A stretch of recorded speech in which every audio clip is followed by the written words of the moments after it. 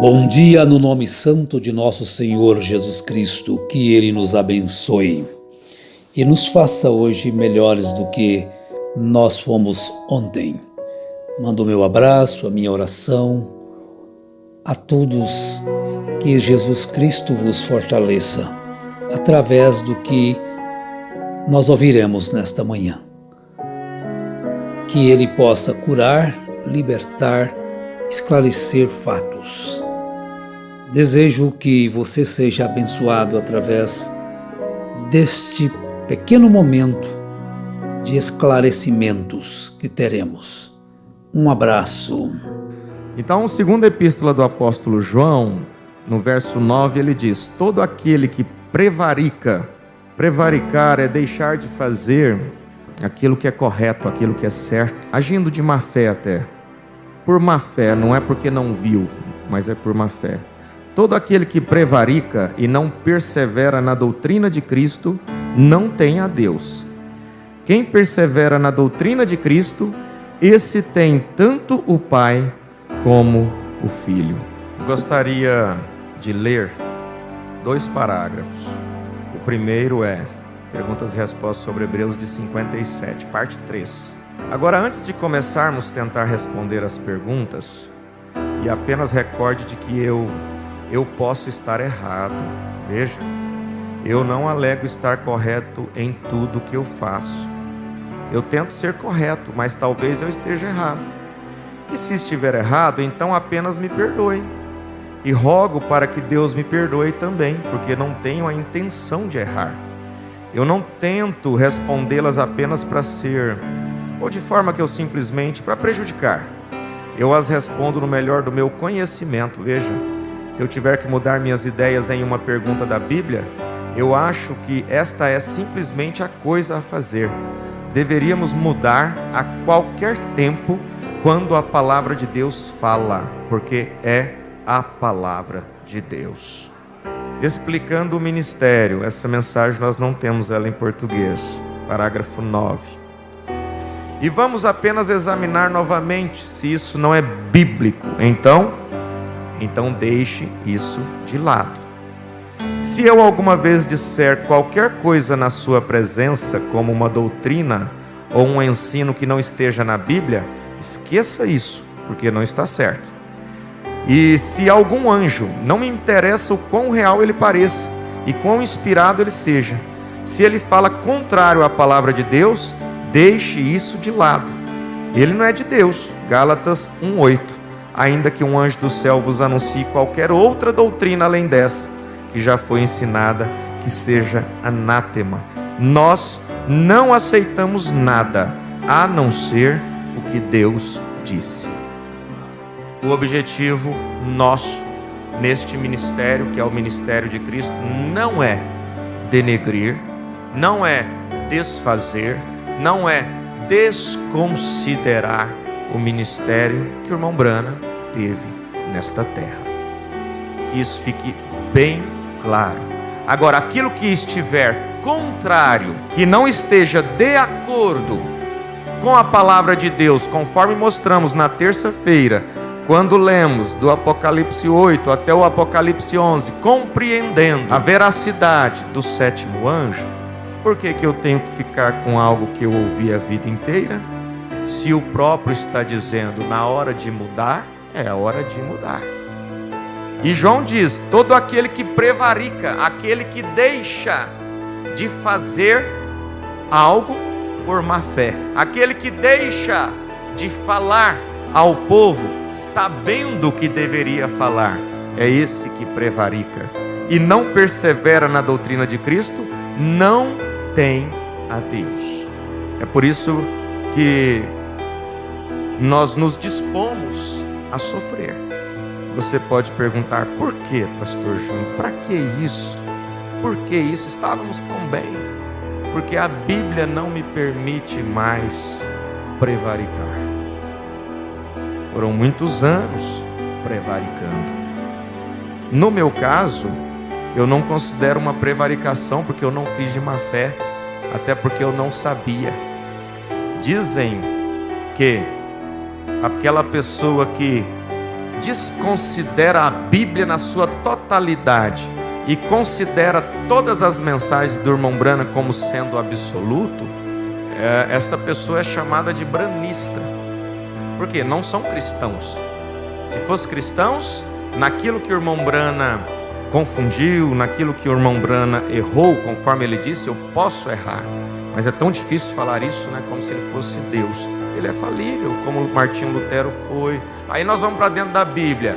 De repente, se eu citar o capítulo que Davi toma Betseba e coloca o seu marido na frente da batalha para morrer lá depois, para ele não ser considerado, né, aquela pessoa que ele seria, né, considerado. Se eu ler isso, então eu estou desfazendo de tudo que Davi foi? Não. Se eu disser que Salomão caiu com aquelas mulheres egípcias e pecou com a idolatria, eu estou desconsiderando tudo que Salomão fez? Se eu disser que Abraão mentiu ali naquela situação com aquele rei, eu estou desconsiderando tudo que Abraão fez? Não, não é assim. É para mostrar a falibilidade do homem. Incrível que a Bíblia não escondeu nada disso. Nós pastores temos que esconder. Então, vamos aqui. Então, se nós cremos hoje numa doutrina dispensacionalista que em 1830 decidiu pegar Apocalipse 2 e 3, que são as igrejas da Ásia, e dividi-los em eras, e depois, com o passar dos anos, dividir estas eras em datas, e depois acrescentar mensageiros às eras, porque às vezes a gente pensa assim, só o irmão Branham acrescentou os mensageiros às eras. Não foi. Russell, ali no final do século XIX, ele, que foi o fundador da igreja, aquela da Torre, Testemunhas de Jeová, ele, como um seguidor da doutrina dispensacionalista, ele percebeu então que as eras, ou melhor, as igrejas da Ásia de Apocalipse 2:3 foram divididas em eras, e então ele veio e falou, se elas são eras, elas precisam de anjos. Então ele vem e estipula 7 anjos, dos quais eu não conheço quase nenhum, só conheço os 3, né? Que é Paulo, da primeira era, Lutero, da sexta era, e o próprio Russell, que se considerava o mensageiro da sétima era, o anjo da sétima era. Então isso aconteceu com o fundador da igreja Testemunha de Jeová, Charles Russell. Como se explica o termo, a fé para o rapto está nas mensagens? Bom, a primeira coisa, isso não é bem estabelecido, que o irmão Branham disse isso, né? Quando o irmão Branham diz algo parecido com isso na mensagem absoluto, fala assim, que aquilo que ele estava pregando, aquilo ajudaria o povo a ter fé para o rapto, aquilo levaria o povo à pregação. Se os pastores começarem a tomar, como estão tomando, este termo, a fé para o rapto está nas mensagens, o que eu vejo, o que eu consigo ver por trás desta frase? Uma maneira de segurar o povo na mensagem. Eu fico pensando assim, não existe um povo facilmente escravizado, mentalmente, socialmente, se esse povo lê a Bíblia. Não tem como, irmãos. Não tem como ser escravizado. Por que eu estava escravizado então? Eu cria nisso aqui, que a fé para o rapto está nas mensagens. Eu cria. Não creio. Irmão Walden disse que nunca creu, né? E eu criei. Eu fui um dos maiores branistas dessa terra. Se alguém falasse dele, eu bateria. Então é para vocês entenderem quem eu fui. Hoje eu desconsidero ele? Não, gente. Não desconsidero, não desmereço. Se eu desconsiderar ele, sabe o que eu tenho que fazer? Fechar a Bíblia, não é sentar aqui não, e sentar aí. Porque falar assim, se você desconsiderar ele, você tem muita coisa que é verdade que você aprendeu dele. Se eu desconsiderar o ancião, tem muita coisa que é verdade que eu aprendi dele. Como é que eu vou desconsiderar? Aquilo que é incoerente, aquilo que não tem coerência com as Sagradas Escrituras. A fé para o rapto está nas mensagens. Se isso for uma afirmação correta, a mensagem, o sinal, precisa ser guardada, escondida, zerada, deixa ela para lá. Porque lá na mensagem final ele diz assim, olha, sabe o que dá direito ao sinal?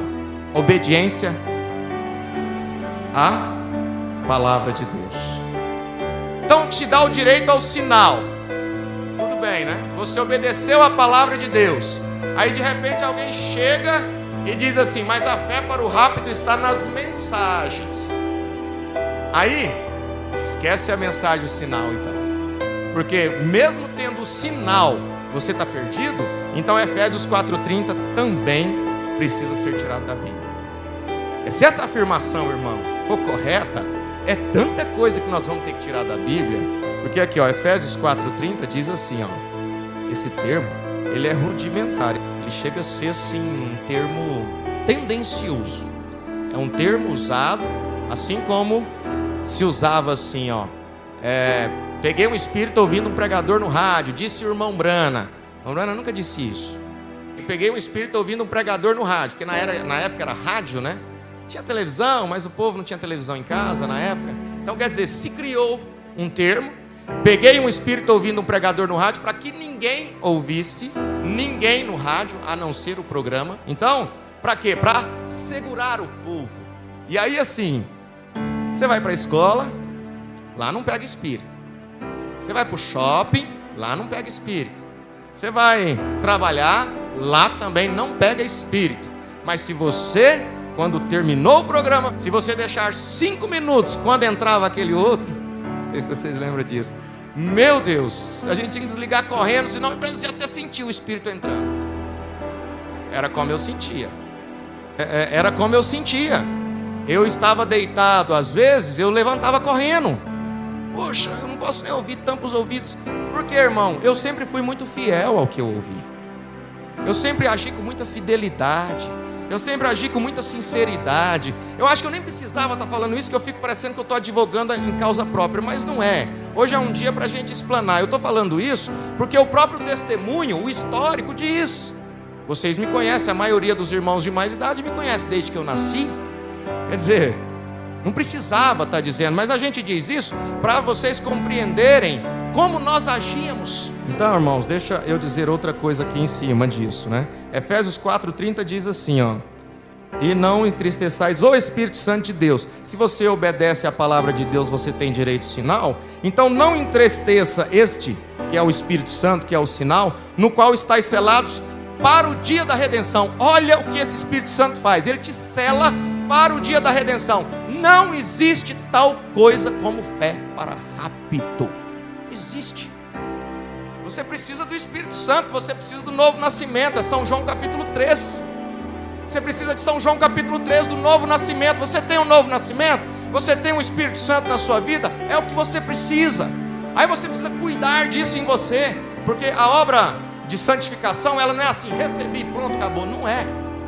É você dia a dia, você vai caminhando dia a dia, praticando aquilo que a Bíblia diz para você praticar.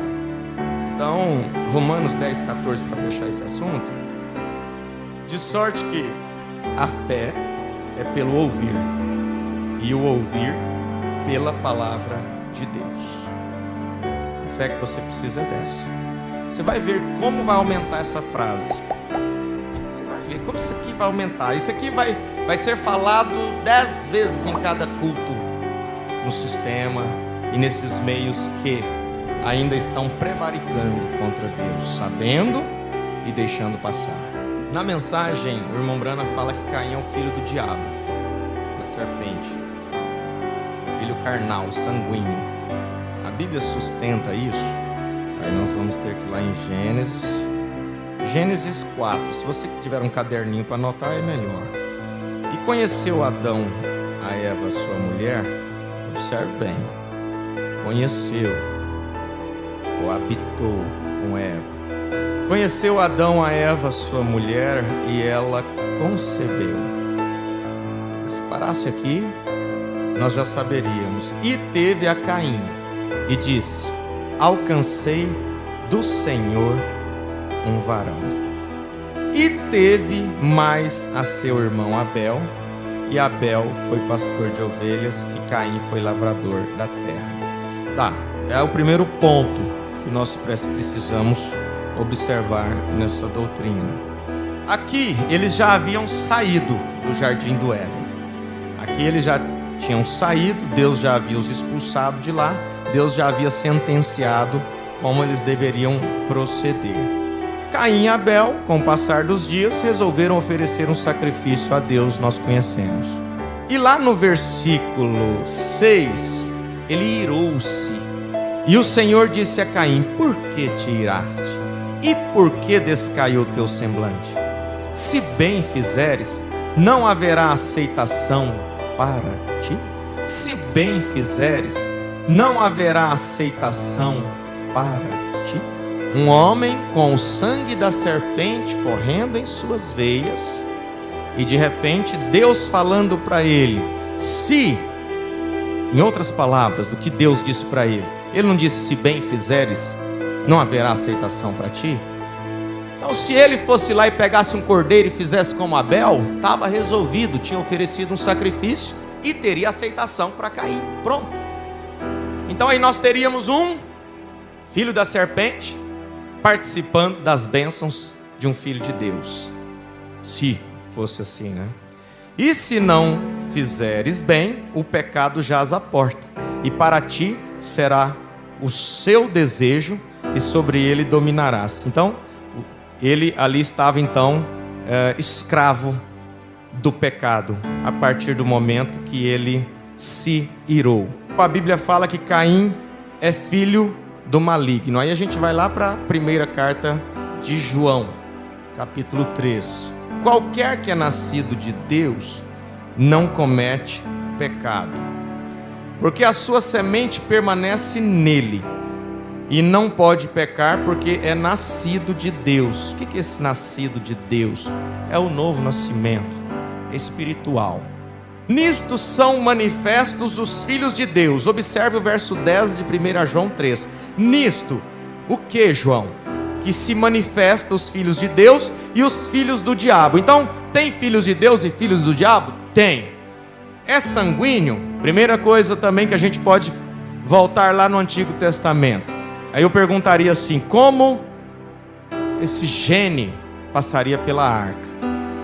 Porque Noé veio de Sete, né? E os seus filhos, portanto, descendências de Sete. Então o sangue da serpente teria padecido nas águas, né? Se fosse sanguíneo, então seria maravilhoso, porque aí não haveria mais filho da serpente na terra. Mas vamos conhecer como se manifesta um filho de Deus e o filho do diabo. Qualquer que não pratica a justiça e não ama a seu irmão, não é de Deus. Quem é filho de Deus? Quem pratica a justiça e quem ama a seu irmão. O que Caim fez? Foi injusto e matou o seu irmão. Ele continua: porque esta é a mensagem que ouvistes desde o princípio, que nos amemos uns aos outros, não como Caim, que era do maligno e matou a seu irmão. A Bíblia diz muito claro, era do maligno, ou seja, filho do diabo, porque não praticou justiça e não amou o seu irmão. Mas, paralelamente a Caim, quem Jesus chamou de filhos do diabo? Vós tendes por pai o diabo, sacerdotes, fariseus, porque não estavam praticando justiça e amando ao próximo. Então, irmão, é muito sério. Praticar justiça e amar ao irmão e amar ao próximo é o que manifesta em você ser um filho de Deus. É o que nós dissemos no início do culto. 1 Coríntios capítulo 13 precisa ser muito patente nesse momento que estamos vivendo. Nós precisamos amar uns aos outros. Nós temos visto muita fúria, muito afã, e parece que as mensagens, os áudios, se a pessoa estivesse frente a frente, ela dava um tiro na cara da outra, com aquela raiva, com aquela fúria. Quer dizer, está manifestando o quê? Está manifestando que não ama e que, portanto, não é filho de Deus. Eu não estou querendo usar minhas palavras, né? E conheceu Adão a Eva, sua mulher, e ela concebeu e teve Caim. Adão conheceu a Eva. Eva engravidou da serpente? Eu acabei de ler. Adão conheceu a Eva e ela concebeu e teve a Caim. Temos que sair da caixinha, temos que sair dessa bolha, dessa coisa que nós... Eu sei que você está... A dificuldade de sair, de dar um passo para trás e dar uma olhada por cima. Sair daquela fumaça e olhar por cima para ver toda a situação, ver a planta baixa, né? Sai por cima e olha a planta baixa para você discernir ali as repartições, né? Aqui a Bíblia diz claramente que Eva engravidou de Adão e depois engravidou para ter o seu filho Abel.